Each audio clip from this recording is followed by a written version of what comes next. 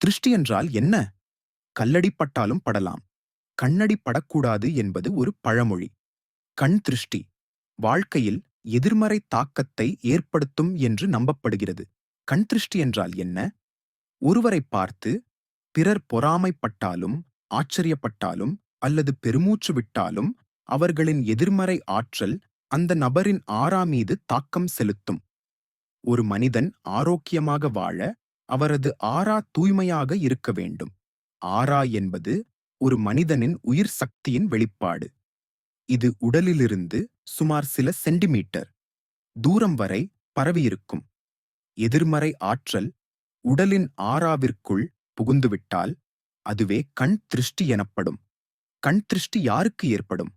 கண் திருஷ்டி ஒரு மனிதனுக்கு மட்டுமல்ல, வீடு, கடை போன்ற இடங்களுக்கும் ஏற்படலாம்.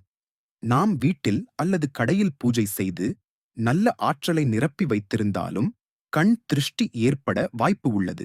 கண் திருஷ்டியால் ஏற்படும் தீமைகள்: திடீர் சோர்வு, மன அழுத்தம், தொடரும் உடல்நலக் குறைகள், வேலை மற்றும் வணிகத் தோல்விகள், குழந்தைகள் அடக்க முடியாத அழுகை, வீட்டில் பொருட்கள் அடிக்கடி உடைதல், பூனைகள் வித்தியாசமாக நடந்து கொள்ளுதல்.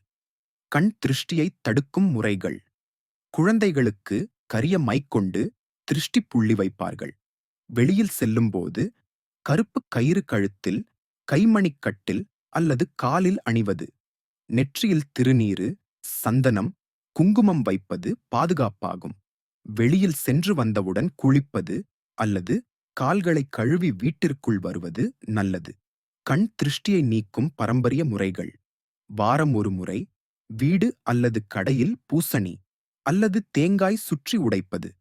வீட்டு உறுப்பினர்கள் கிழக்கு நோக்கி அமர்ந்து செவ்வாய் அல்லது ஞாயிறு அன்று பூசணி சுற்றி உடைப்பது. கைப்பிடியில் உப்பு, கடுகு, வரமிளகாய் எடுத்து வீட்டில் உள்ளவர்களின் தலை மற்றும் உடலை சுற்றி பிறகு வெளியில் எரிக்க வேண்டும்.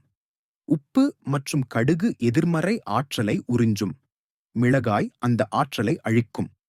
பச்சை கற்பூரம் பற்ற வைத்து உடலின் முழுவதும் சுற்றுவது இது ஆறாவை தூய்மைப்படுத்தும். மாற்றுப் பயிற்சிகள் மற்றும் அறிவியல் அணுகுமுறை கண் திருஷ்டியை நம்பாதவர்கள் செய்யக்கூடிய வழிகள்: விநாயகர் கோவிலுக்கு சென்று வழிபடலாம். 3 அல்லது 5 ஏழைகளுக்கு தயிர் சாதம் வழங்கலாம். கண் திருஷ்டி உண்மையா என்று சிலர் கேட்கலாம். இது பலரின் நம்பிக்கையாக இருக்கிறது. அறிவியல் ரீதியாக இது முழுமையாக ஆராயப்படவில்லை என்றாலும் எதிர்மறை ஆற்றல்களின் தாக்கம் உளவியல் ரீதியாக நிரூபிக்கப்பட்டுள்ளது. எனவே மன அமைதிக்காக இந்த முறைகளை நம்பிக்கையுடன் பின்பற்றலாம். இந்த தகவல்கள் உங்களுக்கு பயனுள்ளதாக இருந்தால் அருள்பாதை சேனலை சப்ஸ்கிரைப் பண்ணுங்க. பக்தி, ஆன்மீகம் மற்றும் மரபு வழி பாதுகாப்புகள் அனைத்தும் ஒரே இடத்தில்.